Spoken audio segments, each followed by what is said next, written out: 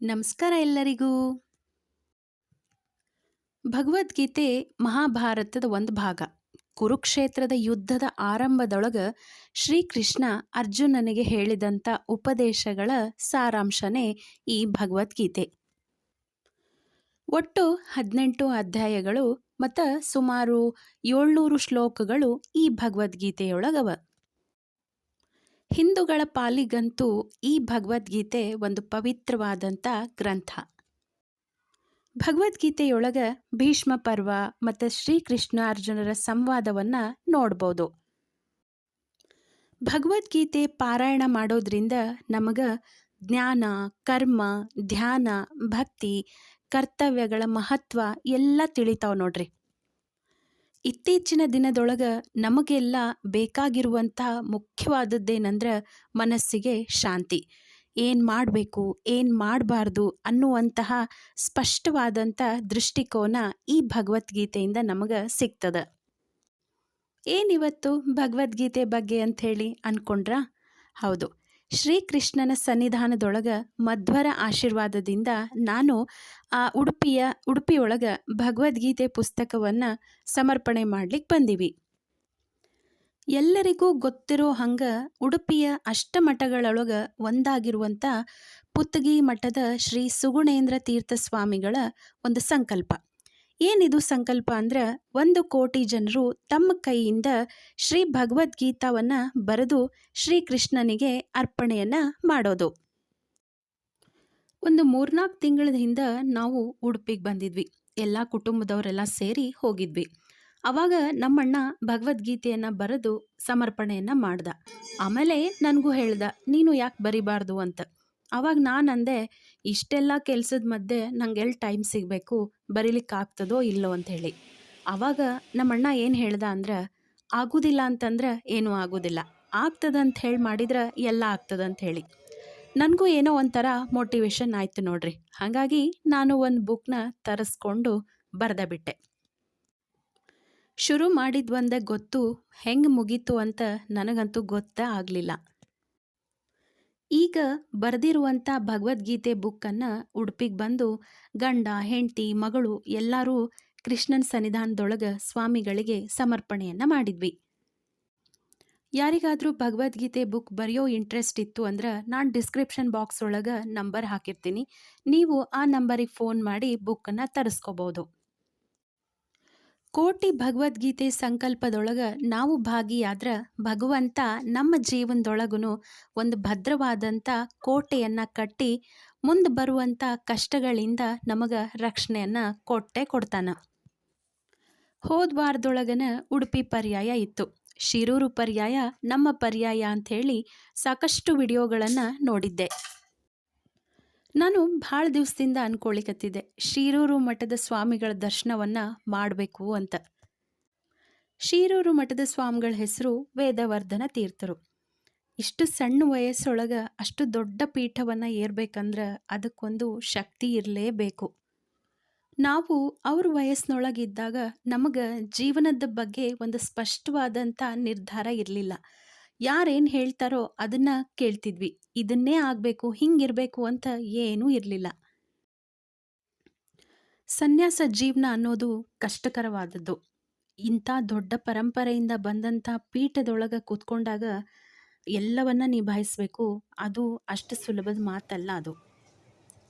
ಇಷ್ಟೆಲ್ಲ ಕಷ್ಟಗಳವಂತ ಗೊತ್ತಿದ್ರೂ ಸನ್ಯಾಸವನ್ನು ಸ್ವೀಕರಿಸಿ ತಮ್ಮ ಪ್ರಥಮ ಪರ್ಯಾಯಕ್ಕೆ ಬಂದಿರುವಂಥ ವೇದವರ್ಧನ ಸ್ವಾಮಿಗಳ ದರ್ಶನವನ್ನು ಮಾಡಿದ್ವಿ.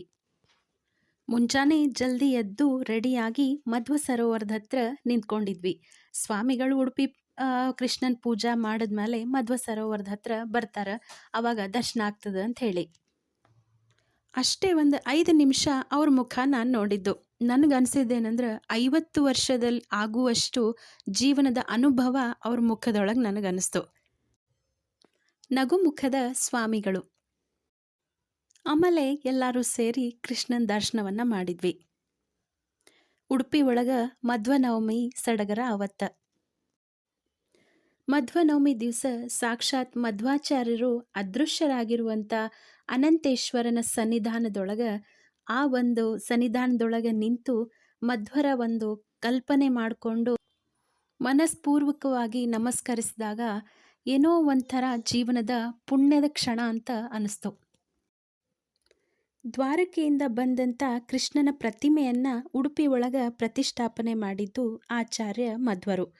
ಭಗವದ್ಗೀತೆಯನ್ನ ಅರ್ಜುನನಿಗೆ ಉಪದೇಶ ಮಾಡಿದ್ದು ಸಾಕ್ಷಾತ್ ಶ್ರೀಕೃಷ್ಣ. ಆಚಾರ್ಯ ಮಧ್ವರ ಆರಾಧ್ಯ ದೈವ ಶ್ರೀಕೃಷ್ಣ. ಮಧ್ವನವಮಿ ದಿವಸ ಕೃಷ್ಣನ ಸಾನ್ನಿಧ್ಯದೊಳಗ ಭಗವದ್ಗೀತೆಯನ್ನ, ಅದು ಸಾಕ್ಷಾತ್ ಭಗವಂತ ಉಪದೇಶ ಮಾಡಿದ ಭಗವದ್ಗೀತೆಯನ್ನ ಸಮರ್ಪಣೆ ಮಾಡಿದ್ದು ನಮ್ಮ ಜೀವನದ ಪುಣ್ಯದ ಕ್ಷಣ. ಭಗವಂತನ ದರ್ಶನ ಪ್ರಸಾದ ಎಲ್ಲ ಆದಮೇಲೆ ನಾವು ಮುಂದೆ ಹೋಗಿದ್ದು ಶಿರೂರಿನ ಮೂಲಮಠವನ್ನು ನೋಡಲಿಕ್ಕೆ. ಉಡುಪಿಯಿಂದ ಸುಮಾರು 20 ಕಿಲೋಮೀಟರ್ ಆಗ್ತದೆ. ಬೆಲ್ಲರ್ಪಡಿ ಅಂತ ಆ ಊರಿನ ಹೆಸರು. ಪ್ರಶಾಂತವಾದಂಥ ಜಾಗ, ಸುತ್ತಲೂ ಅಡಿಕೆ ತೆಂಗು ಬಾಳೆ ಮರಗಳ ಮಧ್ಯದೊಳಗೆ ಮಠ, ಸ್ವರ್ಣಾ ನದಿ ದಂಡಿ. ಯಾವುದೇ ರೀತಿಯಾದಂಥ ಆಧುನಿಕತೆಯ ಆಡಂಬರ ಇಲ್ಲದೆ ಇರುವಂತಹ ಜಾಗ ಅದು. ಅಲ್ಲಿರುವಂಥ ಹಳೆಯ ಕಾಲದ ಉಡುಪಿ ಶೈಲಿಯೊಳಗಿರುವಂಥ ಮಠ. ಮಧ್ಯಾಹ್ನದ ಹೊತ್ತು ಬಿಸಿಲು ಬೇರೆ. ಅಲ್ಲೇ ಮಠದ ಕಟ್ಟೆ ಮೇಲೆ ಕೂತ್ಕೊಂಡಾಗ ತಂಪಾದ ಗಾಳಿ, ಆಮೇಲೆ ಒಂದು ಕಡೆ ನದಿ ದಂಡಿ, ಆಮೇಲೆ ಅಲ್ಲೇ ಇರುವಂಥ ಒಂದು ಸಣ್ಣ ಗೋಶಾಲೆ. ಇದೆಲ್ಲ ನೋಡ್ಲಿಕ್ಕತ್ರ ಇಷ್ಟೇ ಎಲ್ಲ ಜೀವನ ಇಲ್ಲೇ ಇದ್ಬಿಟ್ರೆ ಸಾಕಲ್ಲ ಅಂತ ಅನ್ನಿಸ್ತು. ಮೂಲ ಮಠದೊಳಗಿರೋ ದೇವ್ರು ಅಂದ್ರೆ ಶ್ರೀದೇವಿ ಭೂದೇವಿ ಸಮೇತ ಇರುವಂಥ ವಿಠ್ಠಲ ದೇವರು. ವಿಠ್ಠಲ ದೇವರ ಎದುರಿಗೇನೆ ಕೈ ಮುಗಿದು ನಿಂತಿರುವಂತಹ ಜಾಗ್ರತ್ ಆಂಜನೇಯ. ಮುಂಜಾನೆ ಬಂದ್ರೆ ಆಚಾರ ಸಿಗ್ತಾರೆ ನಮಗೆ ನೋಡಲಿಕ್ಕೆ. ಮಠದೊಳಗೆ ಗೋಶಾಲೆ ಅದ. ಆ ಗೋಶಾಲೆಯೊಳಗೆ ಗಿರಿಜಾ ಅನ್ನೋರು ಕೆಲಸ ಮಾಡ್ತಾರಂತ. ಅವರು ನಾವು ಹೋದ ಕೂಡಲೇನ ಮಠ ಎಲ್ಲ ತೋರಿಸಿದ್ರು. ಆಮೇಲೆ ಮಠದ ಬಗ್ಗೆ ಎಲ್ಲ ಹೇಳಿದರು. ನಮಗೆ ತುಳು ಬರುವುದಿಲ್ಲ ಅಂತ ಗೊತ್ತಾಗಿ ಕನ್ನಡದೊಳಗನ ಎಲ್ಲನೂ ಹೇಳಿದರು ನೋಡ್ರಿ.